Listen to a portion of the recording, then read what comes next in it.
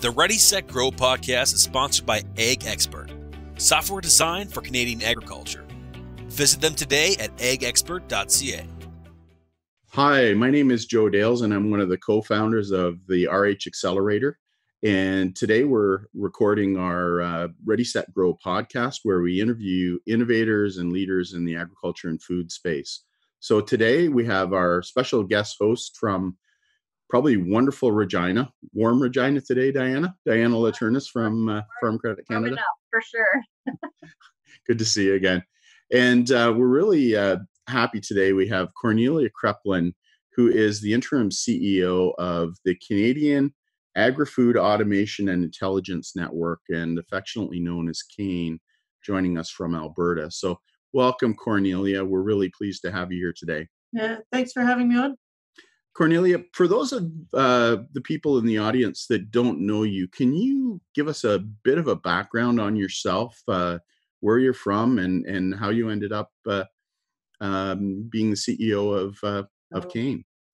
Sure. My journey is a very long and circuitous one.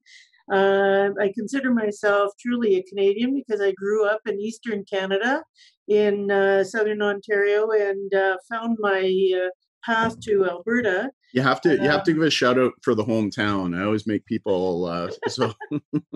Oh, shout out for the hometown. Well, yeah. Freelton, Ontario, I guess, would be as close as we get. Yeah. So that's near Hamilton, right? Between Guelph and Burlington, sort of. Guelph and Burlington, yeah. Yeah. We know where it is. So mixed farming community, and learned a lot in my younger years about agriculture in Ontario. Also did all of my post-secondary education at Guelph as well. So, by building on my background in veterinary medicine, and more specifically in veterinary pathology, I found my first job in Alberta with Alberta Agriculture. And while at Alberta Agriculture, I had the privilege of having at least 5 different leadership positions in spanning animal health and food safety, and finally landing in oversight of crop and livestock related research. So this was a really good transition to a new startup called Alberta Innovates Biosolutions. So I actually, landed on the other side of the fence from overseeing crop and livestock research delivery of projects to finally identifying which projects had the best merit for funding. And projects specifically I targeted at solving those problems that the crop and livestock producers in Alberta particularly were facing. So that was a bit of a career shift. But in 2016, what happened is that Alberta Innovates Biosolutions and 3 sister organizations were merged into what is now known as Alberta Innovates, and I took on a leadership role for the Smart Agriculture and Food program.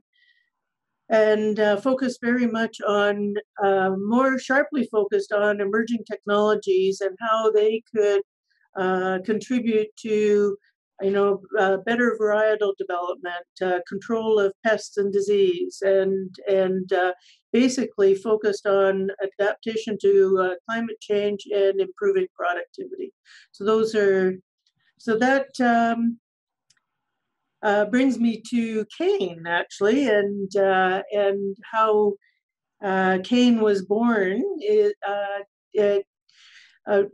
I guess I go back a couple of years to an initiative that Stuart Cullum at Olds College actually headed up, and that was the Smart Agriculture Supercluster proposal. That was not successful, but there was enough momentum in that supercluster for people to start thinking about how can we make it real.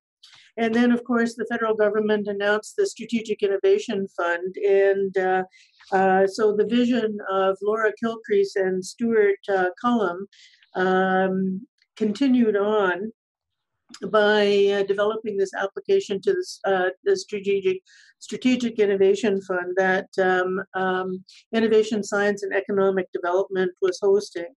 So what we did was gathered 8 core partners over a period of about months, developed an application well over 100 pages. So we're talking about generating all of this partnership and relationships and putting an application together in a couple of months. Put that in March 8th, and I was going, oh gosh, thank goodness that's done, right? And that's likely the last we'll hear of this. Well, no, that wasn't to be, Kane was announced as one of 2 successful applications in July of 2019. So the other sister organization to Kane is called the Canadian Food Innovators Network, and they're set to get going very shortly. And Kane was awarded $49.5 million over 5 years, but that there are some strings attached to that $49.5 million. So Kane needs to generate at least $59 million in industry support for research and innovation projects, and in kind on top of that, so that our total remit to the federal government is in the order of $133 million over 5 years. So it's quite a considerable sum. So how are we going to do that? Well, we're focused on 3 different areas. One is developing an ecosystem where data-driven decision-making dominates. Secondly is encouraging development of robotics and automation that would reduce labor requirements and improve quantity and quality of product. And the third item that we're interested in is building a network of smart farms across Canada. So these smart farms have 3 different purposes. One is, it's a location where these technology companies can test and scale up their technology. So validating that the technology really works in field conditions. Second thing is of course, to be able to use those smart farms to demonstrate what's in it for the farming community in that particular area. So the smart farms may vary from broadacre crops to horticulture to livestock-related initiatives. But by linking smart farms across Canada, we can maximize the learning and collaboration, even though we have different ecosystems that we're farming in. So, and then finally, smart farms, many of them, today there are very few, but some of them are at post-secondary institutions. So they also are engaged in educating that workforce of tomorrow and making sure that the kids coming out that are taking over farming operations have that understanding of both technology and how it can support agriculture. So those are the 3 areas that we're focused on in Kane: the data-driven decision-making, automation, and this network of smart farms. So how are we going to do that? Well, we have 2 major areas of activity. One is building a network. So we have, surprisingly, the press releases are very handy because they attract some attention. And we've had companies come to us and say, well, we're building on this idea that we have, but we need expertise in XYZ. So the database that we're building has a summary of what these companies' focus is all about, but it also includes some sort of understanding of what it is that they're looking for. So we're able to match companies with other companies or with academic institutions and not-for-profit research organizations, and be able to make those matches so that they can use each other's technology to build something even better. So Kane, on behalf of the federal government, is focused very much on growing small and medium enterprises across Canada.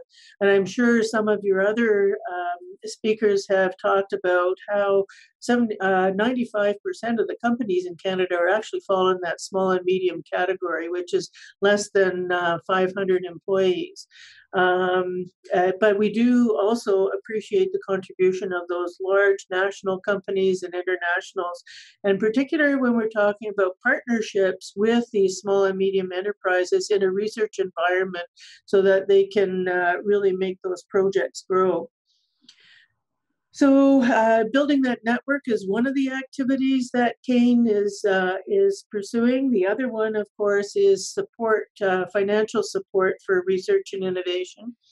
Unlike many other organizations, both federal and provincial, Kane and the Strategic Innovation Fund that ISED sponsors is a program that's based on reimbursement of research expenses, right? So whereas at Alberta Innovates, for instance, I would have taken a look at a project, decided that it had merit, and funded it through grant and installments on a milestone basis.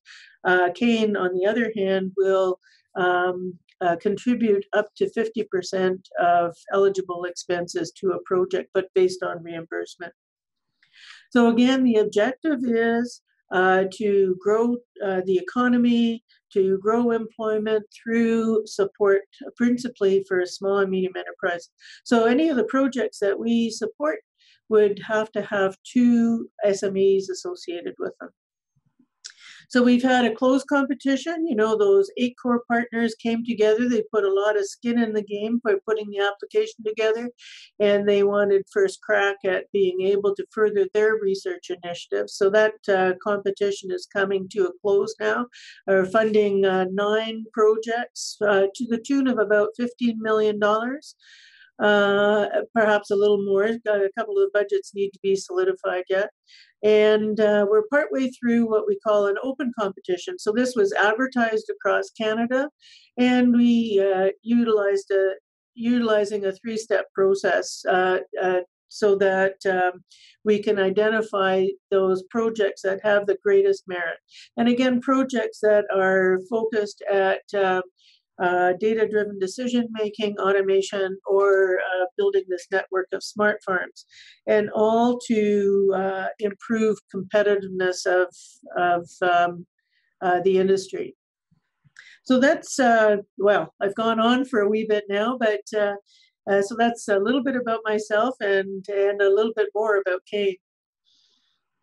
That's interesting, Cornelia. The smart farms are an interesting concept, and they're all across, you know, there's a few across Canada that are part of that network, I understand. And so I'm just wondering, when you say that it's going to be useful for producers at the end, how do you see that?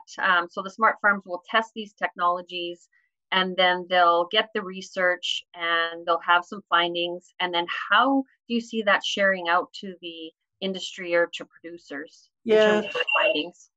It's a little bit difficult right now with COVID, of course, but, you know, farmers like to get together for a good meal and also to take a look at what's new. You know, farming is, as your audience knows, is a high volume, low margin business, right? So anytime you're making an investment, you've got to be sure that, especially if it's $500,000 or $600,000, right? You got to be sure that that technology is going to supply that return on investment. So the smart farms are a physical location where farmers can gather to take a look at, say, for instance, an autonomous power platform. We all likely have heard about DOT, which is, you know, a Canadian invention that Kane is supporting. It finds its home not far from you, Diana, in Regina, outside of Regina. But this is an autonomous power platform, but when you add the cost of DOT plus the sprayer plus the seeder and the other equipment that goes along with it, it becomes a bit of a price tag. So farmers need to be confident that this is going to work in their environment. So smart farms will help build that confidence in emerging technology. Yeah, that's a great initiative. Yeah. Yeah, I'm really excited about seeing that that network as it rolls out. Cornelia, I wouldn't mind your, take on kind of the state of the Canadian robotics and automation industry. I don't think, other than DOT, most people recognize the scope and the depth and number of companies and where that is today and maybe where that will be in 5 or 10 years down the road. I wouldn't mind your thoughts and vision on that whole sector. Yeah, so that sector is really poised to grow. We see lots of small companies that are emerging with really good ideas, and some of them are partnering with larger companies as well. So the technology is not just being developed within the ag tech sector, it's also being developed in other sectors and can be adapted to agriculture. So an example I might one of our core partners is Linamar, right? So Linamar is involved in building automation and robotics for the automotive industry. But I mean, the question arises is, can some of that robotics be adapted to picking mushrooms, picking apples, or, harvesting other crops? Then we have other companies that are building robotics to look after weed control or spraying pesticides, right? So there are lots of ideas emerging in order to simplify farming practices or make them less labor intensive. So in Canada, in general, I guess the opinion is that agriculture is a little bit behind other sectors in terms of adapting these emerging technologies. So, but I think that's quickly changing, where, COVID actually has provided some time for thought and exploration. So now that agriculture producers across Canada understand what some of these emerging technologies can do for them, I think the rate of adoption will be much higher. And consequently, adoption also drives innovation. So I think we'll see the whole area of automation and robotics expand very quickly. And you know what? We have the basics in Canada to support that industry. We've got Amy in Alberta, Communitech, as well as a group in Montreal that are focused on machine learning and artificial intelligence. So we've got the expertise in Canada. We just need to apply it to agriculture. Mm-hmm.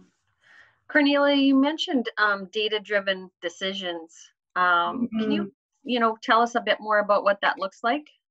Sure. So I guess an example I could use is, traditionally a farmer has gone outside and taken a look at the weather report, what's going to happen today, and is there going to be a wind or not, or should I spray this morning or not, right? Because I've got to control pests or disease or whatever they cause for the decision around spraying.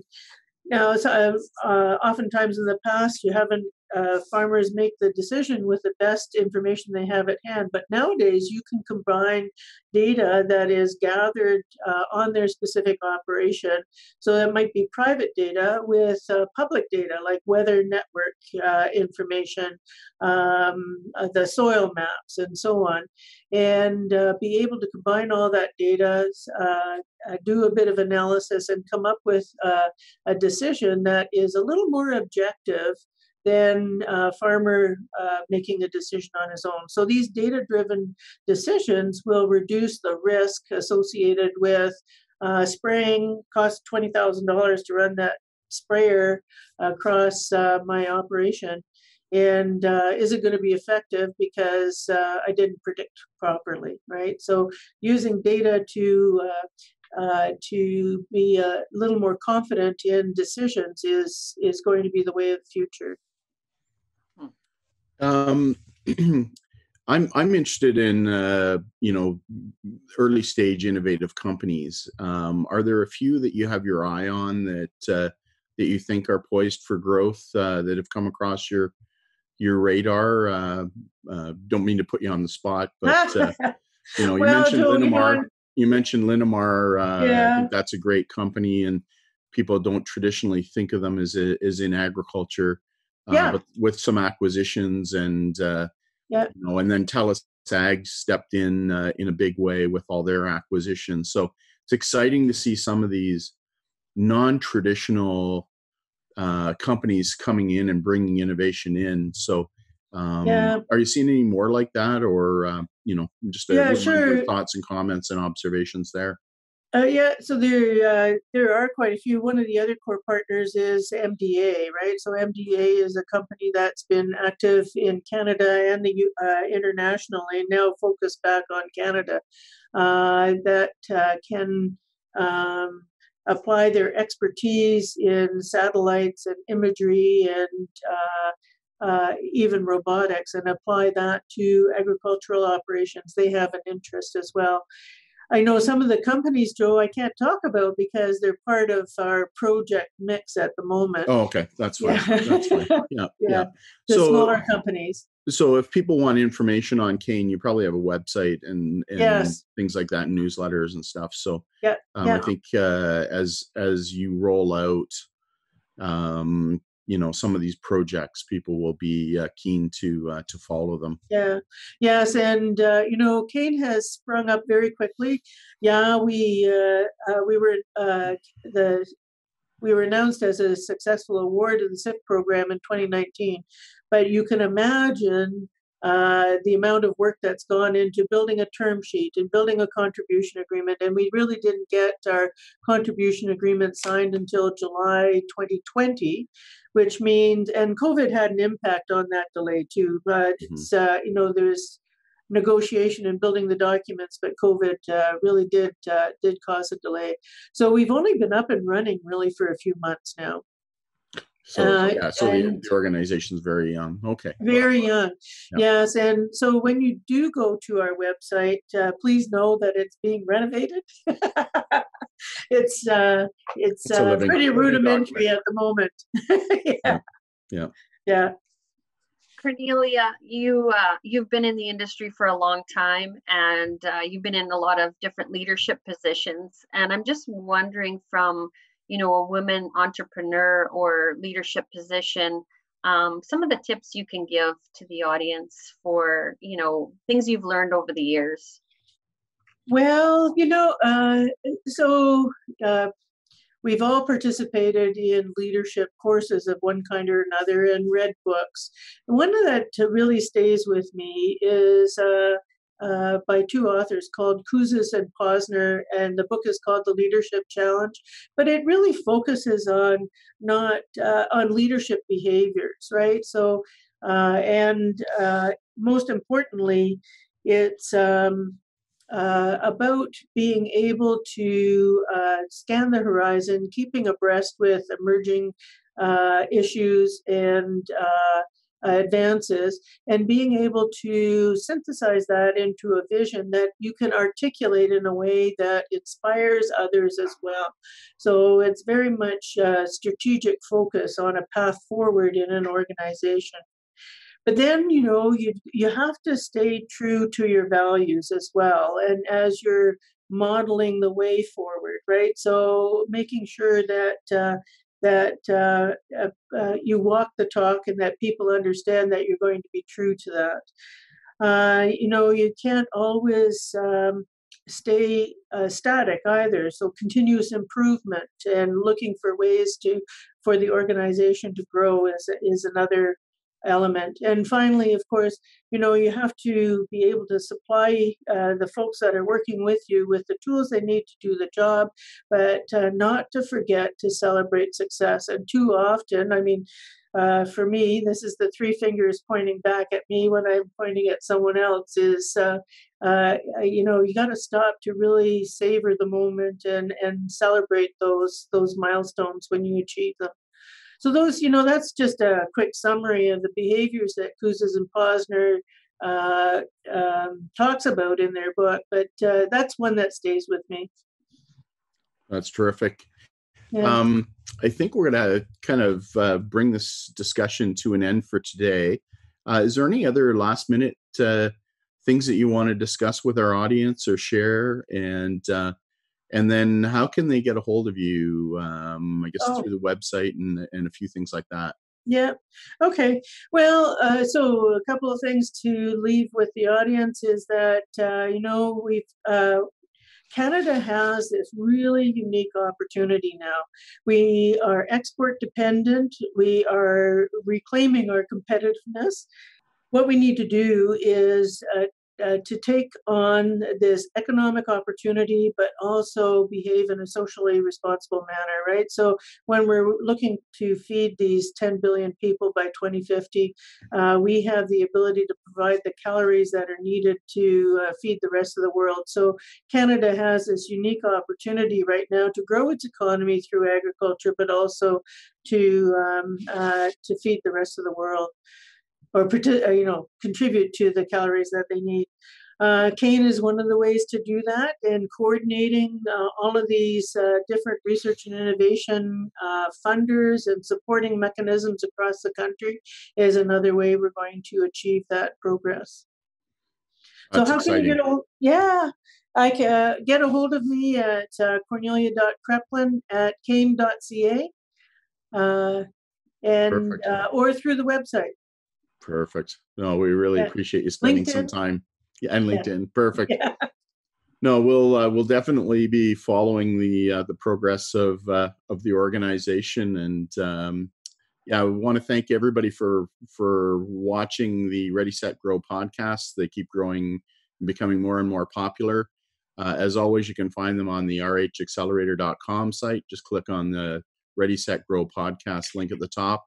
You can find them on YouTube and then on some of the podcast platforms like Apple and so on. So thanks everybody for watching, and stay tuned next week. We'll have another interesting agri-food innovator.